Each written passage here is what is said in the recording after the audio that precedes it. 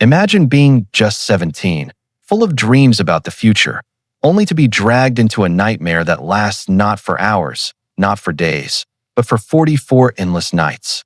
A nightmare where every sunrise doesn't bring hope, but more torture, more cruelty, and more screams swallowed by silence. This is not a horror movie. This is the real story of Junko Furuta, a girl who lived through hell created by humans, a crime so disturbing that even decades later, it remains one of the most haunting cases the world has ever known.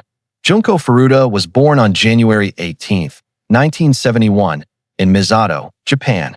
She was a bright, cheerful, and well-liked high school student, known for her politeness, her smile, and her determination to live a good life. Unlike many teenagers, she stayed away from smoking, drinking, and partying. Junko wanted a stable career, a peaceful life, and had already begun planning for her future after graduation. But fate had a cruel twist waiting. At just 17 years old, her life was about to be stolen by a group of boys who saw her not as a human being, but as an object of torture. On November 25, 1988, Junko was walking home from her part-time job when she was spotted by four teenage boys, Hiroshi Miyano, Nobuharu Minato, Joe Ogura, and Yasushi Watanabe. Hiroshi, the leader, was known for his ties to the Yakuza, Japan's organized crime syndicate. The boys hatched a sinister plan. They wanted to kidnap a girl, and Junko became their target. What followed was not just a kidnapping. It was a descent into 44 days of unimaginable cruelty, in a crime that would later be remembered as the 44 Days of Hell. Kitchen knife the crime. 44 days of torture. The boys lured Junko by pretending Hiroshi was just walking the same way. Moments later, another boy ambushed her. Playing the role of hero, Hiroshi stepped in and offered to walk her home. She trusted him, but instead of home, she was led into a trap. She was dragged to a house owned by one of the boys' parents. That house would become her prison. From that night, Junko's screams for help would never reach the outside world. The early days at first, the boys pretended she was a girlfriend. To keep suspicion low, they convinced their parents that Junko was willingly staying there.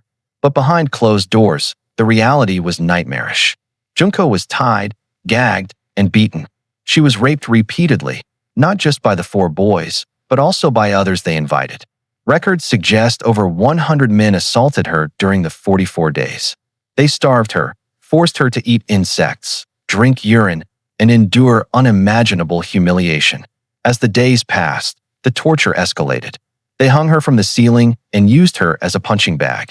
They shoved foreign objects inside her body, scissors, a lit candle, even fireworks.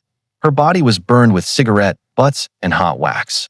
They smashed her fingers with hammers, broke her bones, and left her bleeding. But the most horrifying part? Junko still begged to live. She clung to life despite the agony. At one point, Junko managed to crawl to a phone and dial emergency services. She whispered for help, but before she could finish, the boys caught her. They punished her so severely that her injuries became almost unrecognizable. The police, tragically, failed to intervene effectively, assuming it was a prank call. By the third week, Junko's body had begun shutting down. She was severely malnourished, her face swollen beyond recognition, and she could barely move. Still, the boys continued. On day 40, in an act of almost ritualistic cruelty, they set her body on fire. Junko survived for hours after the burns, her skin blackened and her voice barely a whisper.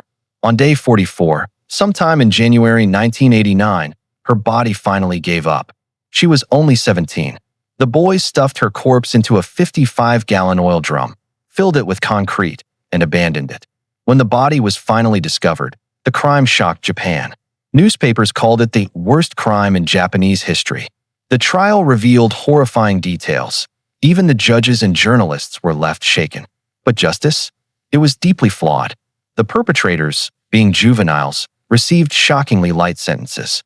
Hiroshi Miyano, the ringleader, served only about 20 years. Today, many of them are free, living ordinary lives. Junko's parents, however, will forever carry the scars of what was done to their daughter. Junko Furuta's story is not just about one girl's suffering. It is a haunting reminder of how human cruelty can reach depths we struggle to comprehend. 44 Days of Hell, hidden inside an ordinary home, while the world carried on outside. A girl with dreams, destroyed by monsters in the form of boys, and a justice system that failed to honor her pain.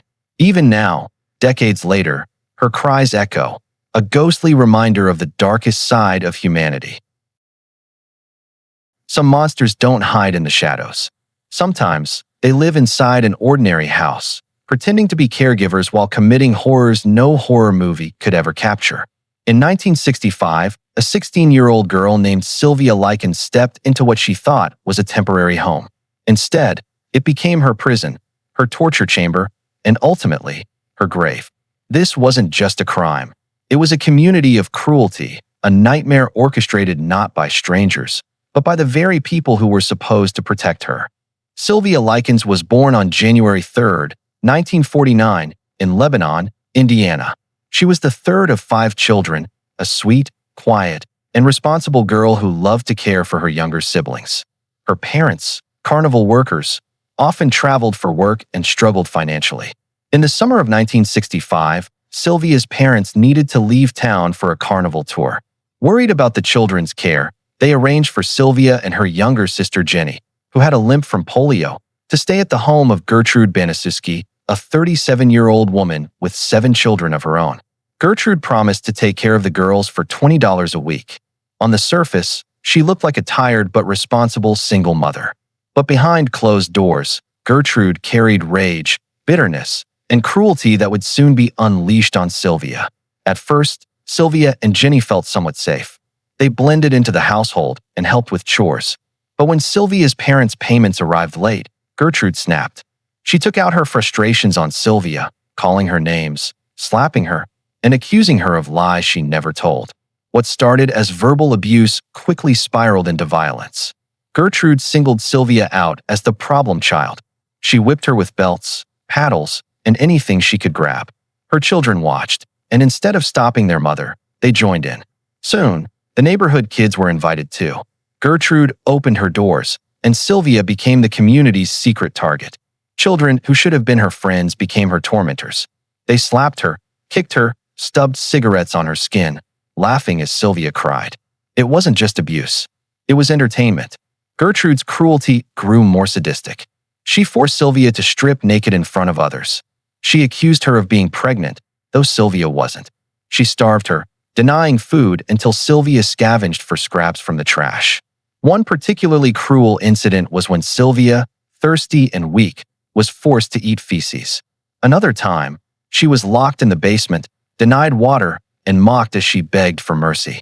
Gertrude turned the entire house into a stage for Sylvia's suffering. Perhaps the most infamous act of this case was when Gertrude ordered her teenage son to carve words into Sylvia's body.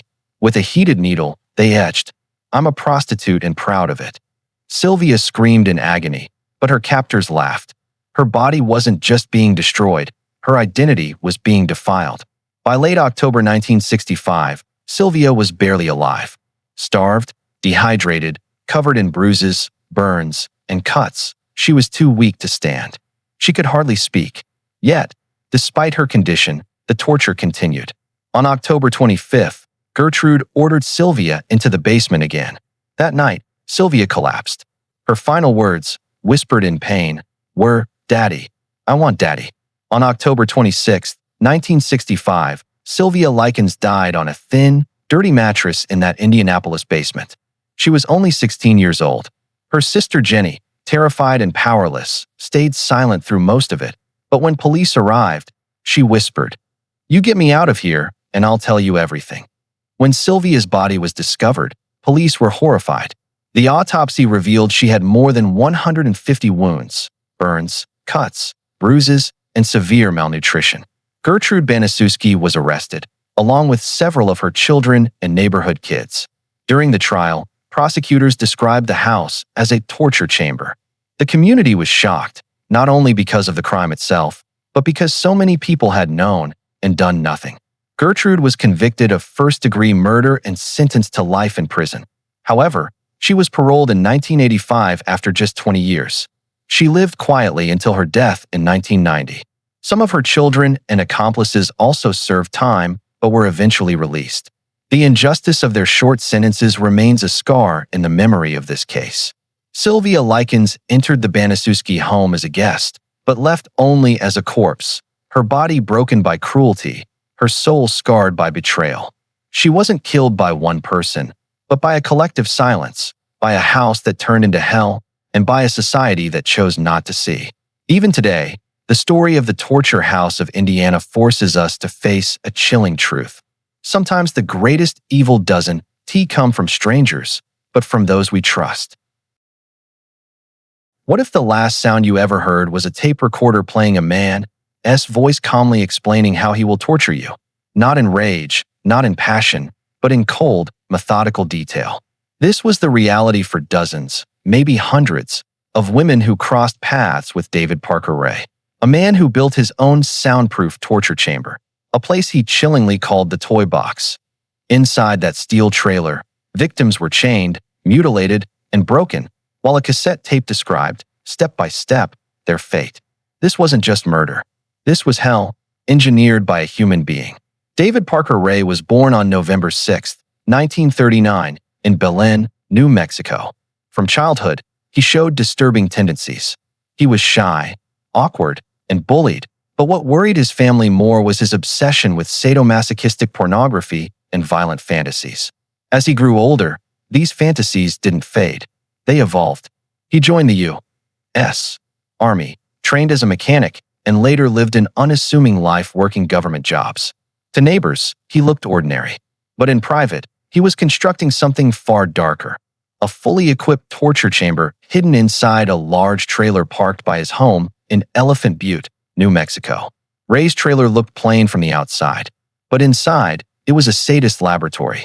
The walls were lined with surgical instruments, whips, chains, gags, clamps, sex toys, and devices designed to inflict maximum pain. There were diagrams of female anatomy, charts explaining torture methods, and even video cameras to record his crimes. He spent an estimated $100,000 outfitting this mobile dungeon.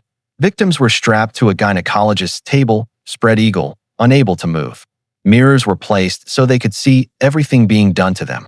When a new victim woke up inside the toy box, the first thing she heard was a cassette recorder playing his voice. Calm, cold, almost businesslike. Hello there, bitch. You're probably wondering where you are. I'll tell you. You're in hell. For the next few days, maybe weeks, you'll be kept here, naked and chained.